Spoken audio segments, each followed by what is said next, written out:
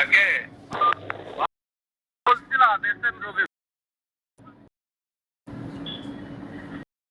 হ্যাঁ বলো। হ্যাঁ ভাই। হ্যাঁ ব্যস্ত না। আপনি তো খুব ভালো আছেন, দেখছি প্রাইভেটে ঘুরে বেড়াচ্ছেন, ইনকাম করছেন, তো ভালো আছেন, এটা তো হিংসা করছি না যে আপনি ভালো আছেন।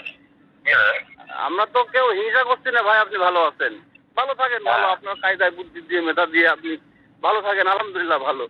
তা আমরা তো কেউ হিংসা করছি না ভাই, আপনি ভালো আছেন। কিন্তু আপনি তো লোকের হিংসা করছেন শুনছি।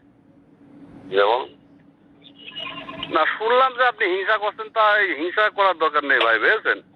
কারণ আপনার মতো মস্তান আমি কোনোদিন এই শহরে শুধিনি ভাই, কোনোদিন শুধিনি আপনার মতো মস্তান।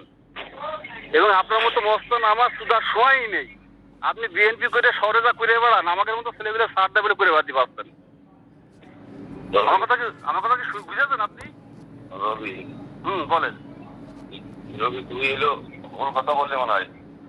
কি বললে মনে হয়? কোনো ভুল ইনফরমেশন হয়নি।